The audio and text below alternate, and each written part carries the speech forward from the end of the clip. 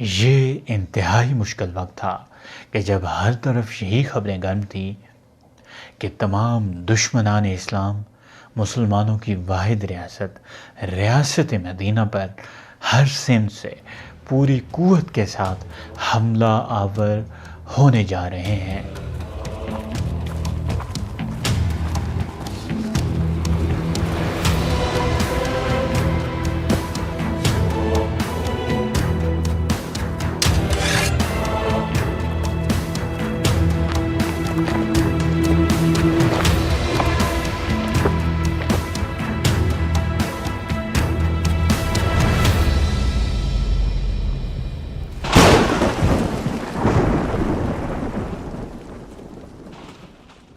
رسول خدا حضرت محمد صلی اللہ علیہ وسلم کے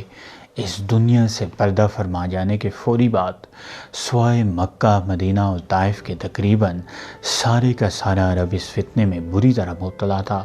کہ لوگ دین اسلام کو ترک کر کے مرتد ہوئے جا رہے تھے۔ فتنہ ارتداد کے شعلے اپنی پوری طاقت کے ساتھ بھڑک رہے تھے۔ ہر سو یہ خبریں پھیل گئی تھیں کہ اب کی بار دشمنان اسلام اپنی پوری طاقت کو لے کر ریاست مدینہ پر ہر سمت سے حملہ آور ہونے جا رہے ہیں۔ فتنوں کے اس دور میں صحابہ کرام کو فساد فی الارض کے حوالے سے شدید ترین فکر لاگ تھی، سو وہ اپنے خلیفہ اول کے شانہ بشانہ امن و امان کے قیام اور دین اسلام کی حفاظت و سربلندی کی غرض سے مختلف تدابیر اختیار کرنے کی کوششوں میں معاون و مددگار تھے، پیش تھے۔ اسی دوران رسول اللہ صلی اللہ علیہ وسلم کے حکم کے عین مطابق لشکر اسلام، لشکر اسامہ رضی اللہ تعالیٰ عنہ کو رومیوں سے لڑنے، جنگ معطا کا انتقام لینے کے لیے روانہ ہونا تھا۔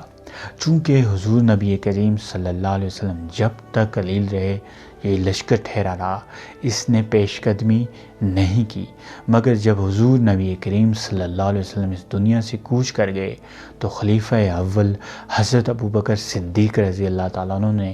اس لشکر کی روانگی کا فوری حکم صادر کیا۔ صحابہ کرام میں سے بعض یہ رائے رکھتے تھے کہ فتنہ ارتداد کو جڑ سے اکھاڑنے تک اس لشکر کو ٹھہرائے رکھا جائے، روکے رکھا جائے۔ اس مشورے پر حضرت ابوبکر صدیق رضی اللہ تعالیٰ نے فرمایا کہ میں اس جھنڈے کو کیسے کھول سکتا ہوں جسے رسول اللہ صلی اللہ علیہ وسلم نے خود اپنے مبارک ہاتھوں سے باندھا ہو۔ حضرت اسامہ رضی اللہ تعالیٰ عنہ کی عمر اس وقت تقریباً 17 برس تھی، سو صحابہ کرام میں سے بعض انہیں نو عمر اور ناتجربہ کار سمجھا کرتے تھے، سو بذریعہ حضرت عمر فاروق رضی اللہ تعالیٰ عنہ جو خود اس لشکر کا حصہ تھے، یہ پیغام بھیجا گیا خلیفہ اول تک کہ آپ ان کی جگہ کسی تجربہ کار اور سمجھدار شخص کو سردار بنا دیجئے۔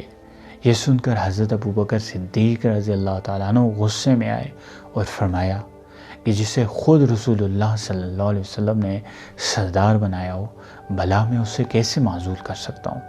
آپ کی قوت ایمانی، قوت قلب، ہمت و شجاعت، حوصلے اور استقامت کا اندازہ اس بات سے لگایا جا سکتا ہے کہ آپ نے سب کو یہی فرمایا کہ اگر مجھے اس بات کا یقین دلا دیا جائے کہ اس لشکر کی روانگی کے بعد مجھے تنہا پا کر کوئی درندہ چیر پھاڑ ڈالے گا، تب بھی میں اس لشکر کی روانگی کو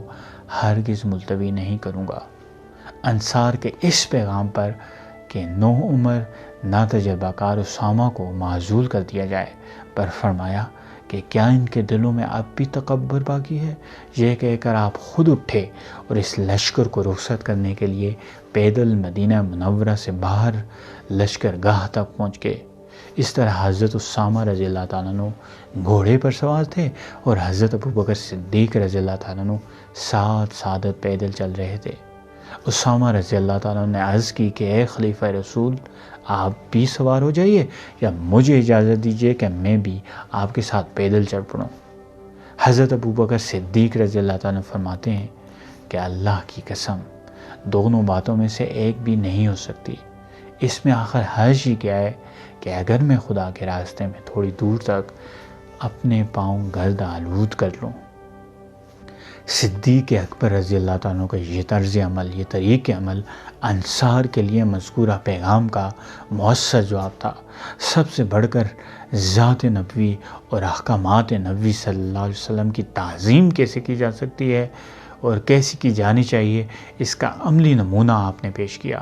عجز و انکساری سے لبریز شخصیت اطاعت رسول عربی صلی اللہ علیہ وسلم صدیق اکبر رضی اللہ تعالیٰ کی کردار سے نمایاں تھی۔ تمام لشکر حیران تھا، فرما بردار بھی، اور ان کا یہ طرز عمل، یہ کردار دیکھ کر سب کے دل خلوص سے بھر گئے تھے۔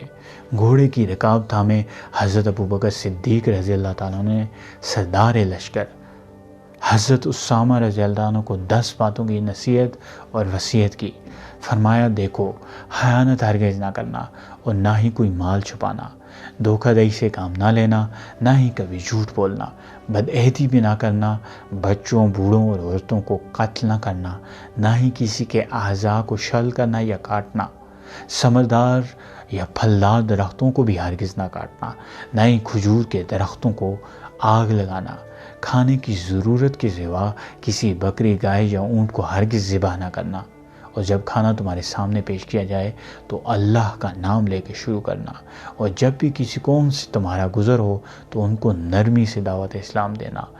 جب بھی کسی سے ملو تو حفظ مراتب کا ضرور خیال رکھنا، یہودی ہوں یا عیسائی، ان میں سے جو لوگ ترک دنیا کر چکے، خانقاہوں میں رہنا انہوں نے اختیار کر لیا، ان سے ہرگز تعارض یا اعتراض یا سوال نہ کرنا۔ ان تمام کاموں میں جن کے کرنے کا حکم رسول خدا نے دیا ہے، نہ تو کبھی کمی کرنا اور نہ ہی زیادتی۔ سو اب جاؤ اور جا کر اللہ کے نام پر اللہ کی راہ میں کفار یعنی اللہ کے باغیوں سے لڑ پڑو۔ لشکر اسامہ رضی اللہ تعالیٰ عنہ میں حضرت عمر فاروق رضی اللہ تعالیٰ عنہ بھی شامل تھے۔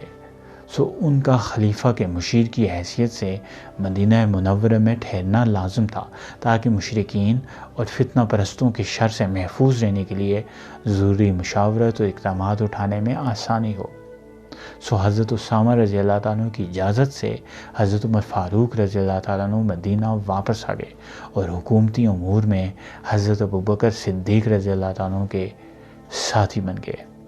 لشکر اسلام یکم ربیع الثانی سن 11 ہجری کو روانہ ہوتا ہے۔ بلقا کی وادیوں میں رومیوں سے شدید ٹکراؤ ہوتا ہے،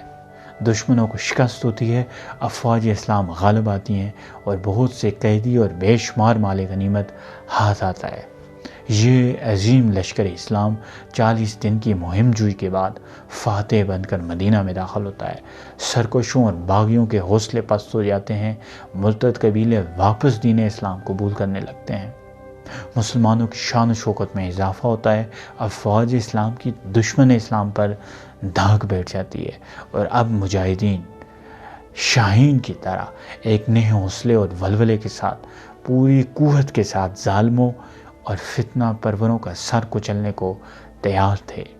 اور پھر تاریخ نے دیکھا کیسے خلیفہ اول نے حق اور باطل کی اس جنگ میں حق کی نمائندگی کرتے ہوئے ہمیشہ کی طرح اللہ اور اس کے رسول کی بارگاہ میں اور اس دنیا میں کامیابی اور کامرانی حاصل کی اور آخرت میں سرخرو ہوئے۔ اللہ ہم سب کو ایسے بزرگوں، صحابہ اکرام اور رسول خدا صلی اللہ علیہ وسلم کے اسوہ حسنہ پر چلنے کی توفیق عطا فرمائے، آمین۔